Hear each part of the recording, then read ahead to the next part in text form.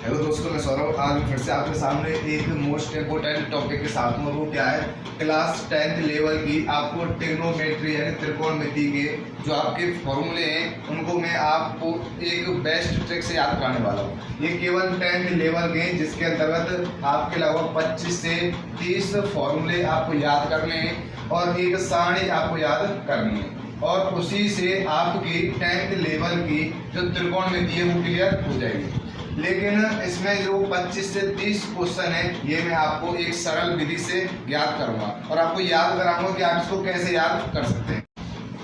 जैसा कि आपको पता चल रहा है, त्रिकोणमिति यानी कि जिसके 3 कोण हो उससे हम त्रिकोणमिति को समझेंगे। 3 कोण किसके होते हैं? त्रिभुज के होते हैं। लेकिन हम इसके अंतर्गत समकोण त्रिभुज की बात करेंगे, राइट एंगल ट्रायंगल की। यानी कि एक हमारे पास त्रिभुज है, वो इस प्रकार से है कि इस पे जो एक कोण है ये थीटा कोण है, यानी कि जो झुका हुआ है, और इसको हम क्या बोलते हैं? लंब, यानी कि 90 डिग्री।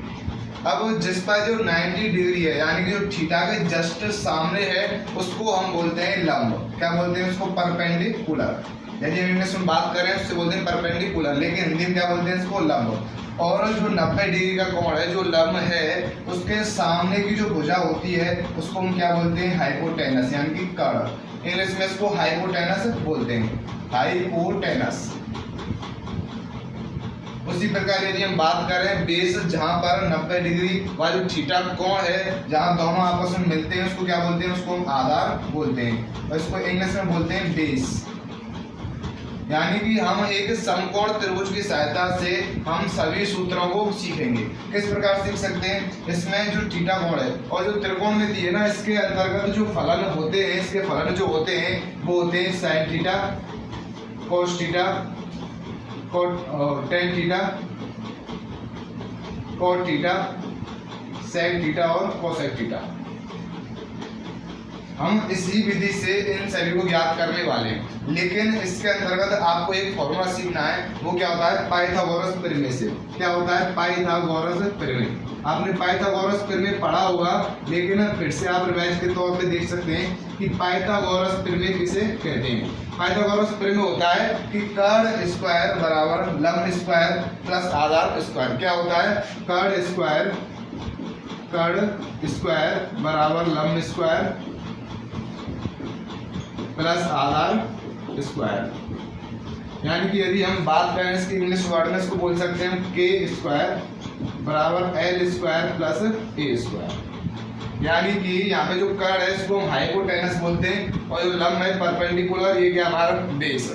इसी के आधार पर आप ऐसे भी ज्ञात कर सकते हो। यदि आपसे पूछा जाए लंब स्क्वायर कैसे ज्ञात करोगे, तो आप क्या कर सकते हैं? कर्ण स्क्वायर में से यदि आप आधार स्क्वायर को घटा देंगे तो आपको लंब ज्ञात हो जाएगा। उसी प्रकार यदि आप आधार स्क्वायर निकालोगे तो कैसे निकाल सकते हैं? यदि आप कर्ण स्क्वायर में से लंब स्क्वायर को सब्ट्रैक्ट घटा दें। अब हम इसी कर्ण, लंब व आधार, इन तीनों के बेस पर हम क्या सीखने वाले हैं? इन सभी मानों को ज्ञात करने वाले हैं। उसके लिए आपको एक ट्रिक है, वो ट्रिक क्या है?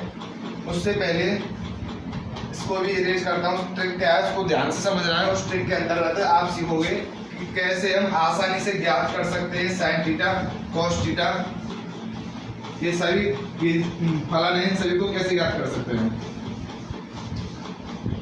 और वो ट्रिक क्या है? वो है लाल बटे कक्का, LAL, और इनके नीचे ही आपको लिखना है के और ए, और इनको आपको इस प्रकार से डिवाइड कर देना है। और उसके बाद आपको क्या करना है? यहाँ पे लिखना है साइन थीटा, यहाँ पे कॉस थीटा, यहाँ पे आपको टेन थीटा लिखना है, उसके नीचे कोसेक थीटा, यहाँ पे सेक थीटा, और यहाँ पे कॉट थीटा। और आप यहीं से आप ज्ञात कर पाओगे इन सभी के मान। यदि हम बात करें ट्रिक क्या है, इसको बोलते हैं लाल बटे कक्का। इसको आप याद कर सकते हैं। ये भाई एल यानी कि लंब है, एल यानी कि लंब है, ए यानी कि आधार है, के यानी कि कर्ण। अब इनको हम कैसे ज्ञात करेंगे? यहाँ से आपको दिखाई दे रहा होगा कि साइन थीटा क्या है। साइन थीटा को हम लिख सकते हैं साइन थीटा को लिख सकते हैं हम लंब अपॉन कर्ण। क्या है? साइन थीटा लंब अपॉन कर्ण, यह हमारा क्या है? Sine theta. उसी प्रकार कॉस थीटा क्या है? आधार अपॉन कर्ण। कॉस थीटा क्या है? कॉस थीटा आधार अपॉन कर्ण। उसी प्रकार से टेन थीटा लंब अपॉन आधार। टेन थीटा क्या है? लंब अपॉन आधार। ऐसे ही आप याद कर सकते हैं कि विपरीत कोसेक थीटा। कोसेक थीटा क्या होगा? कर्ण अपॉन लंब। कोसेक थीटा, कोसेक थीटा क्या होगा? कर्ण अपॉन लंब। उसी प्रकार से सेक थीटा, सेक थीटा भी आप याद कर सकते हो, कर्ण अपॉन आधार, कर्ण अपॉन आधार। और उसी प्रकार आप याद कर सकते हो कॉट थीटा, यानी कि आधार अपॉन लंब, आधार अपॉन लंब। इस प्रकार से आप ज्ञात कर सकते हो आप क्षयों के मान। केवल एक ही ट्रिक से, वो ट्रिक क्या है? लाल बटे तड़का। इसको आपको याद रखना। आपको पता चल गया होगा कि लंब क्या होता है। लंब वो होता है जो थीटा के सामने वाला कोण होता है। जैसे ये आपके पास त्रिभुज है, इसके सामने वाला क्या है? लंब। उसी प्रकार ये कर्ण क्या होता है? जो 90 डिग्री का जो कोण है उसके सामने का जो भुजा होती है उसको क्या बोलते हैं? उसको कर्ण बोलते हैं।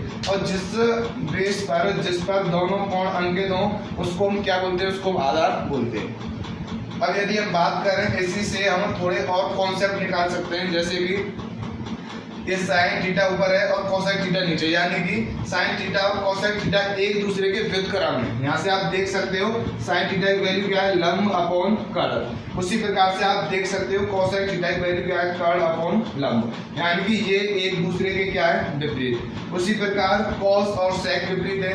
उसी प्रकार टेन और कॉट विपरीत है, यानी कि हम कह सकते हैं कि साइन थीटा विपरीत है 1 अपॉन कोसेक थीटा, या फिर हम कह सकते हैं कोसेक थीटा इक्वल है 1 अपॉन साइन थीटा। उसी प्रकार हम कह सकते हैं कि टेन थीटा किसके इक्वल है? टेन थीटा कोट थीटा के विपरीत है। और उसी प्रकार कोस थीटा सेक थीटा के और सेक थीटा कोस थीटा के, ये सभी एक दूसरे के क्या है? विपरीत है। उसी के आधार पर कुछ और महत्वपूर्ण सूत्र हैं। आगे के और सूत्र से पहले आप इसका क्या लिख सकते हो? आप इसका स्क्रीनशॉट ले सकते हो। आगे इसके और भी महत्वपूर्ण सवाल हैं। ये सब कुछ मैंने आपको रिवाइज करा दिया, फिर से आपको एक बार बता देता हूँ कि पाइथागोरस प्रमेय, जिसके सूत्र क्या होता है? कर्ण स्क्वायर बराबर लंब स्क्वायर प्लस आधार स्क्वायर। इससे आप लंब और आधार आसानी से ज्ञात कर सकते हो। यदि आपको लंब ज्ञात करना है, आधार को इधर भेज सकते हो माइनस में। यदि आपको आधार ज्ञात करना है तो आप लंब को इधर माइनस में भेज सकते हो।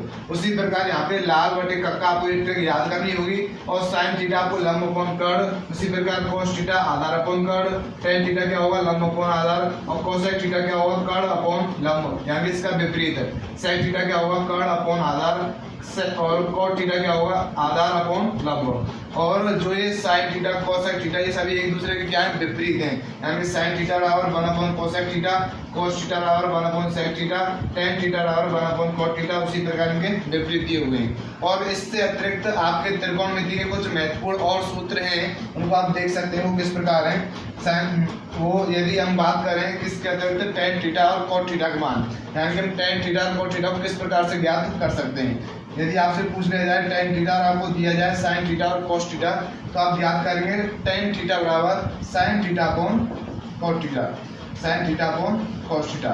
उसी प्रकार यदि आपको दे दिया जाए कॉट थीटा की वैल्यू क्या होगी, तो आपको क्या कर देना है? Cos theta upon sine theta. ये दो और महत्वपूर्ण सवाल हैं। इससे अतिरिक्त कुछ और भी सवाल हैं, वो इस प्रकार आप देख सकते हैं। Sine square theta plus cos square theta बराबर 1। और इससे यदि आपको साइन स्क्वायर थीटा ज्ञात करना है तो आप कॉस स्क्वायर थीटा को इधर भेज सकते हो, और यदि आपको कॉस स्क्वायर थीटा ज्ञात करना है तो आप साइन स्क्वायर थीटा को इधर भेज सकते हो। इसी प्रकार यदि आपको दे दिया जाए sec square theta 1 plus tan square theta, यानी कि जो सेक स्क्वायर थीटा का जो मान होता है वो 1 प्लस टेन स्क्वायर थीटा होता है। और इससे आप टेन स्क्वायर थीटा की वैल्यू याद कर सकते हैं 1 को इधर भेज कर, यानी कि सेक स्क्वायर थीटा माइनस 1 बराबर टेन स्क्वायर थीटा। उसी प्रकार आप इसकी वैल्यू याद कर सकते हैं। और क्या है? और है कोसेक स्क्वायर थीटा बराबर 1 प्लस कॉट स्क्वायर थीटा। इसमें भी आप कॉट स्क्वायर थीटा की वैल्यू याद कर सकते हो यदि आप 1 को इधर भेज दें। Cosec square theta minus 1। ये आपके कुछ महत्वपूर्ण सवाल हैं। ये आपके जो सूत्र हैं, इससे अतिरिक्त 10th क्लास के लेवल में आपके पास और सूत्र नहीं है। यही सूत्र आपको याद करने, लेकिन आपको कुछ वैल्यू आपको याद करनी है। जैसे यदि आपसे पूछ लिया जाए sin 90 की वैल्यू क्या होती है, इसी प्रकार यदि आपसे पूछ लिया जाए cos 45 इसकी वैल्यू क्या होती है, यानी कि इसकी सारी मैं आपको भी बताने वाला हूँ। लेकिन उससे पहले आप इसका स्क्रीनशॉट ले सकते हैं और नेक्स्ट जो सारणी है वो आप स्क्रीन पर देख सकते हो। आपके सामने ये सारणी है, आपको ये ज्ञात करनी है, यानी कि आप इसमें सभी की वैल्यू आप 0, 30, 45, 60 और 90 पर ज्ञात करोगे। लेकिन आपको इसको रटने की बिल्कुल भी जरूरत नहीं। आपको एक ट्रिक से हम ज्ञात करें। कैसे? आपको इसमें काउंटिंग लिखनी है केवल sin थीटा के अंदर 0, उसके बाद क्या लिखना है 1, 2, 3, 4, यानी कि हमको 0 से इसकी क्या करनी है स्टार्टिंग। अब यहाँ पे आप बताओगे कि यहाँ पे टोटल कितनी संख्या है, 4 है।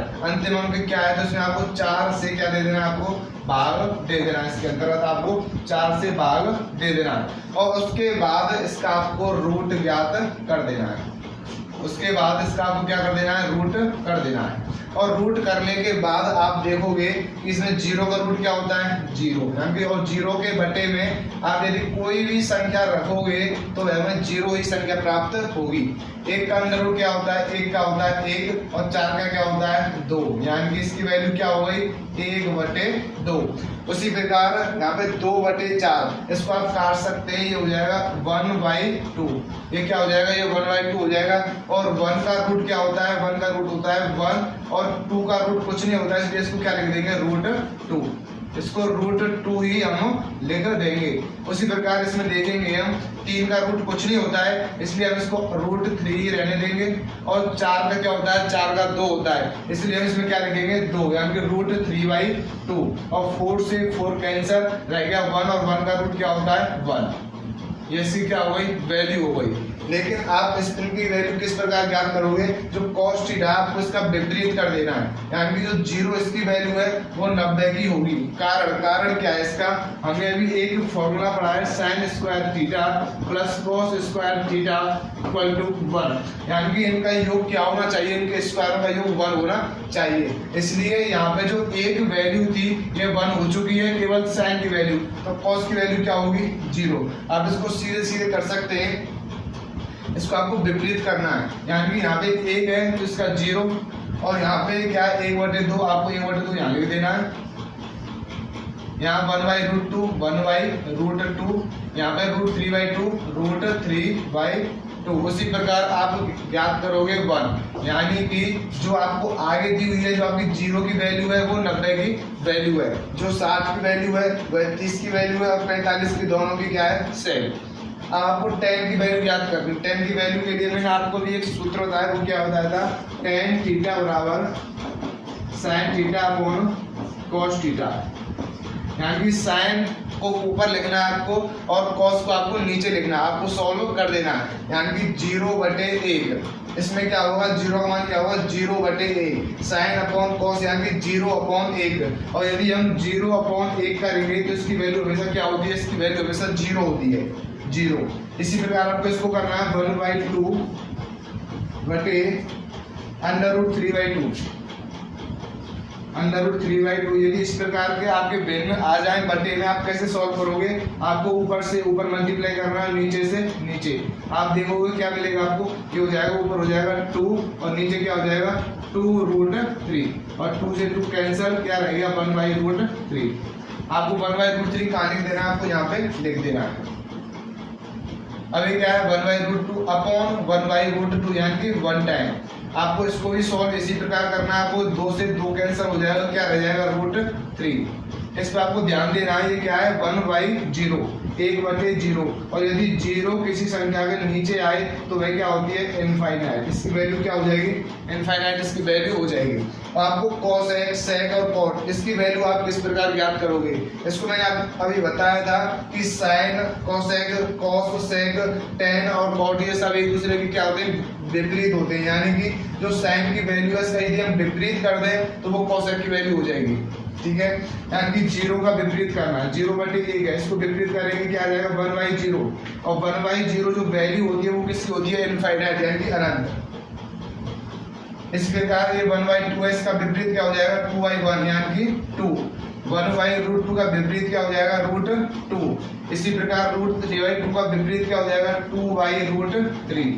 और ये 1 है, 1 का विपरीत हमेशा क्या होता है, 1 ही होता है। 1 का विपरीत हमेशा क्या होता है, 1 ही होता है। और यहाँ पे sec थीटा यानी जो cos थीटा के क्या होंगे, विपरीत होंगे। एक का विपरीत एक ही होगा, मैंने आपको अभी बताया। और √3/2 की विपरीत क्या होगी, 2/√3। क्या, 2/√3। इसी प्रकार 1/√2 का क्या होगा, √2। 1/2 की वैल्यू क्या होगी, 2। और 0 का विपरीत क्या होता है, इनफाइनाइट। उसी प्रकार आप ज्ञात करोगे cot थीटा की वैल्यू जो tan थीटा की क्या होगी, विपरीत है। और 0 के विपरीत क्या है, 0 के विपरीत इनफाइनाइट है। और 1/√3 के विपरीत क्या है, √3। 1 के विपरीत 1 ही होता है और √3 के विपरीत 1/√3। और इनफाइनाइट यानी 1/0 का विपरीत क्या होगा, 0/1, जिसकी वैल्यू क्या होती है, 0। इस प्रकार से आप इस सारणी को ज्ञात कर सकते हो और याद कर सकते हो। आप इसका स्क्रीनशॉट ले सकते हो। और आज के इस वीडियो में हमने देखा है लगभग 25 के लगभग हमने इसमें सूत्रों को पढ़ा है और उसके अतिरिक्त हमने इस सारणी को पढ़ा है। और 10th क्लास की लेवल में आपको केवल यही सूत्र और यही सारणी की आपको केवल जरूरत है, ठीक है। और आपको एक और सूत्र होता है, वो क्या होता है, sin 90 - थीटा, sin π/2 - थीटा, यानी कि sin 90 - थीटा, इसकी वैल्यू क्या होती है, cos थीटा। उसी प्रकार cos 90 - थीटा की वैल्यू क्या होती है, sin थीटा। उसी प्रकार tan 90 - थीटा, इसकी वैल्यू होती है cot थीटा। और cot 90 - थीटा, इसकी वैल्यू क्या होती है, tan थीटा। यानी कि ये एक दूसरे के क्या होते जाते हैं, विपरीत होते जाते हैं। और उसी प्रकार cosec 90 - थीटा की वैल्यू होगी sec थीटा और sec 90 - थीटा की वैल्यू क्या होगी, sec थीटा। यही आपके कुछ महत्वपूर्ण सूत्र हैं जिसको आप समझ सकते हो। यदि आपको ये वीडियो में यदि आपको लगता है कि आप समझ पा रहे हो, आप फिर से इस वीडियो को देख सकते हो और आप इसका स्क्रीनशॉट ले। दोस्तों, यदि आपको हमारा वीडियो अच्छा लगा हो तो लाइक करें, शेयर करें, अच्छा सा कमेंट करें और हमारे चैनल को सब्सक्राइब करें। Thank you.